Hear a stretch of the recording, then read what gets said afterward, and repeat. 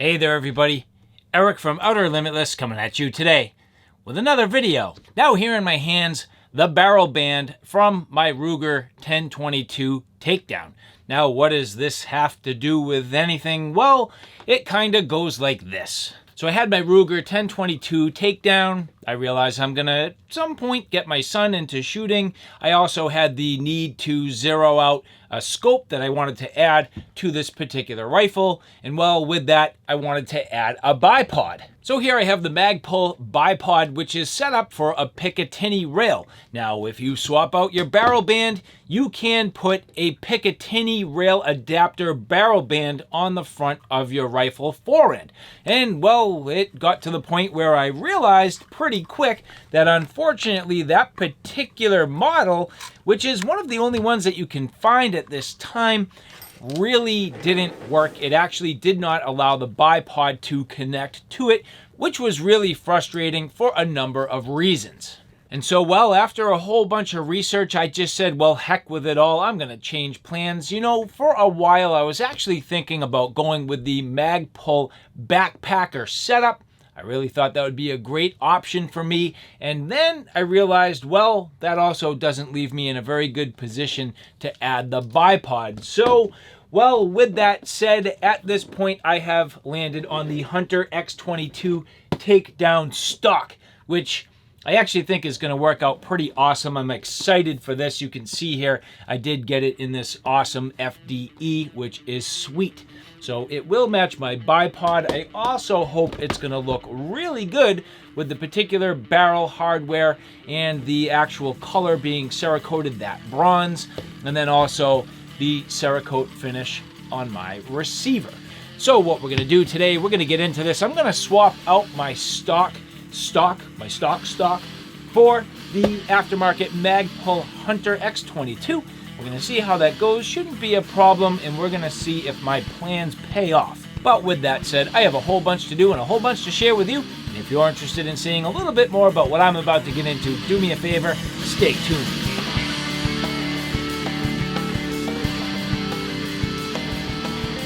Now again, this Magpul Hunter X-22 takedown stock. This for me is going to be perfect for a number of reasons. It's going to meet my objectives for the bipod. It's going to meet my objectives for now my ability to get to the range and zero in my scopes. But it also gives me some flexibility where you can change the length of the stock and your pull, which is awesome. The cheek riser height, which is awesome. And it actually gives me the ability to make this rifle a little more suitable for my son, who at this point is not quite 12.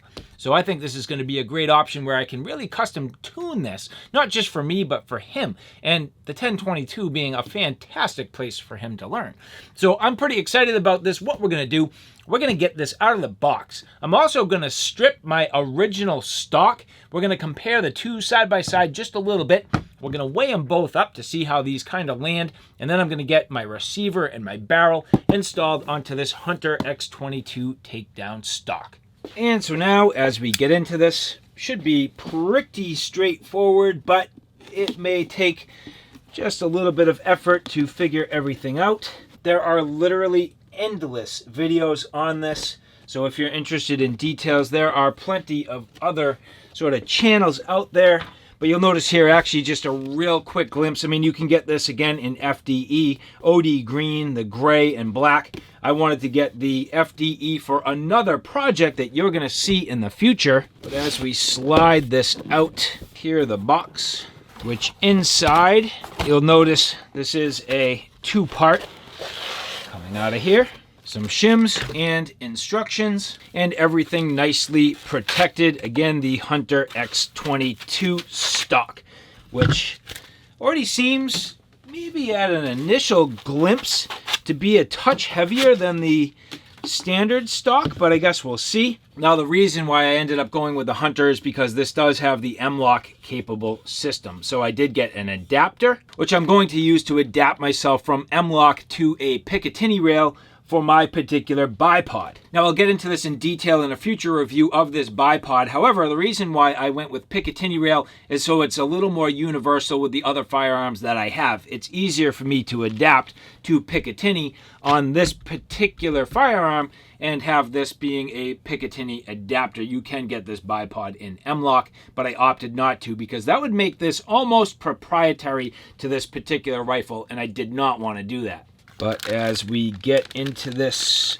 sliding everything out, here are some additional spacers for the rear of the stock there. And so here we have it. So very nice, pretty straightforward. I do need to leverage some of the hardware off of my standard stock and transfer it over to this. Now I am going to be leveraging at some point probably the QD hole here for a sling. So I'm gonna have to kind of see how that works. I actually want a single point sling. I think that might work out pretty well, but we'll feel that out. Don't need to get into that just yet. But the first thing I do want to do is get this all removed. So removing all the original hardware and everything off of here, getting the receiver out and moving forward. So that's going to be my first step. And in order to do so, it is very straightforward. Pretty much all I'm going to do is remove this screw right here. So taking my time, should be very simple. And I do need to back this all the way out. This bolt here is going to be captured in the stock. So you'll see it is actually captured in place. But removing this stock, you do need to center your safety and popping this out. And the first thing you'll notice, and just touching on this briefly, you can see at this point I have upgraded my mag release. I do have this covered in another video if you're interested in seeing how that went. But now at this point, this is partially captured in the stock. I do need to back this all the way out, which is very simple and straightforward. And so here, the original stock. Again, we're going to weigh all this up, so I'm just going to set this aside for 1 second. And now here, taking off my barrel. So same situation. I have already removed the barrel band, which I showed you up front, which at this point will pretty much be set aside. So we'll get that out of the way. And in a very similar fashion, same screw here. So removing this, very straightforward. And now, there you go. So again, the need to reuse this hardware, and all set. And so now as a matter of intrigue, you'll notice here the original factory stock. As I get this on here, 1 pound, 5.4 ounces. If I'm not careful, you can see there. 1 pound, 5.3, 1 pound, 5.4 ounces. The Magpul, as I get it on here, 2 pounds, 5.6 ounces. So definitely gaining weight, which might not necessarily be a bad thing. I mean, not that there's a ton of recoil on this anyway, but you know, sometimes a little bit heavier does help kind of settle down your shot, but I don't know. We'll see. No idea. All I know is this is definitely heavier than the original factory stock. And so as I build this out, should be really pretty simple. I mean, all I really need to do is get everything put back into place, and if you're not careful, all your little pins and everything will fall out. So just being careful as I set everything back down and into place. Pretty quick and easy. This is a snug-ish fit. So getting in there, trying not to damage my Cerakote finish. Kind of got to push from the back a little bit more, and then settle down the front. So just took a second. If you're not careful, you kind of need to get this back portion down and into this particular section and then seat the front. But you can see there, that's awesome. So this is going to look sweet. I love this. The bronze there, this is going to look fantastic. Not that looks are the most important, but hey, like anything else, if you're going to do it, you want it to look good, that's for sure. So function first, but a little bit of form, I'll take it. And so getting this back in, I've heard a number of people talking about the exact torque. If you look at Ruger's specifications, I have never found their exact specification for the torque on these bolts, but I've heard a number of people, that's binding on me. I got to be careful. I do not want to cause damage because this here is threading into my receiver. And that should go nice and smooth, and that is feeling like it wants to cross thread. So just going to take a second here and go careful. I am probably the first person in the world who's had this problem. It does not feel right to me. Just taking a quick second to make sure everything's perfectly aligned, which at this point, no problem. Now I'm going to get this in, and I'm literally going to go to like barely snug. And now what I'm going to do is actually take my torque wrench, and last time I just literally went to 15 inch-pounds, which, don't take my word for this, I just feel as though that's an appropriate amount of torque without overdoing it. I just personally felt like 20 inch-pounds was too much. I've seen some things that say 20, I've seen some that say 30. None felt right. I just went as snug by finger tight as it felt like it was to undo it, which was how they had it from the factory. But now 15 inch-pounds, well, you'll see it's breaking right there. If I go up to 20, and I'll just push to maybe like 18 inch-pounds. I mean, that to me is too much. I just don't want to go anymore. I don't want to cause any damage, and that to me is going to be more than snug enough. So that feeling pretty good. Now, I have also not heard too many people doing this, but what I'm going to do is actually, I'm going to back off my barrel adjustment and loosen that up. And that's going to allow me to get this adjusted to this stock. So coming off of the factory stock at that point, I really want to just back everything off and get it set for this particular stock so I get the proper tightness and proper alignment. Now, honestly, what I don't really know is about these shims. Now, you have two shims. One is for standard barrel and the other is for bull barrel. I don't have bull barrel. I definitely have standard barrel. And yet, at the same time, in other videos that I've watched, to be honest with you, I haven't really seen people using these shims. Now, these do set down and inside here. Should I really be using that shim? Like, I don't know. But basically what you do is you put in that shim, which I now have, and if you want, you can kind of crank it down, and that's supposed to help with quote-unquote, I don't know, barrel harmonics. I don't know anything about barrel harmonics. However, we'll set that aside. But at this point, I should be able to get my barrel fit into here. Now, you do keep this pretty much set up the way that it was, down and into place, nicely aligned. As long as everything goes well, I should be able to get my screw back inside here, which again, no problem. Everything pulling nicely into place. I'm literally just gonna go snug enough to be able to work on this, which again, I'm only gonna go at this particular time to 15 inch-pounds, which feels like more than I need. I'm not even going to break that. That's it. I mean, I'm going with it and calling it good. I'll do more research to get that squared away, but at this point, that will do. And so now here I have this collar literally fully loosened, getting my barrel, installing it here.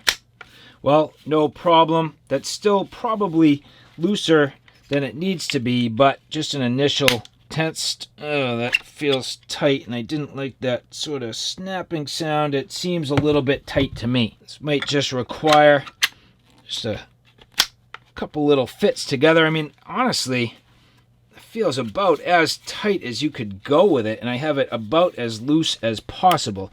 So, yeah, it's definitely got a little click.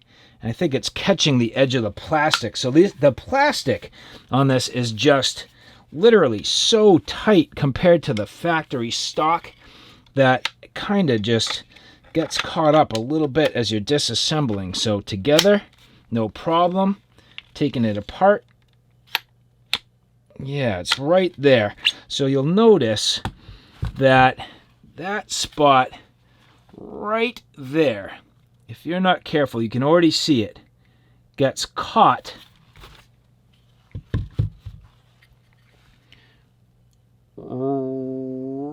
right there.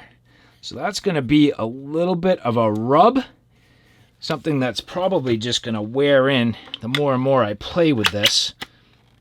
So how much tighter can I really go? Well, you can see there is some play there. So I'm just going to literally snug this up till it's finger tight. There we go. Function check here. No problem.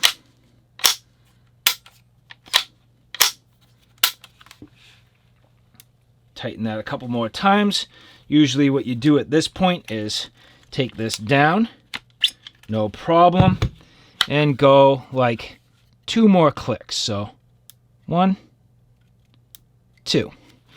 So hopefully this is now adjusted about right. And well, this looking freaking awesome. And so now at this point, couple last little details. I'm just going to get the bolt in to that barrel shim there. I'm not going to go overly tight, just enough to get a little bit of tension on here. So this should be pretty straightforward.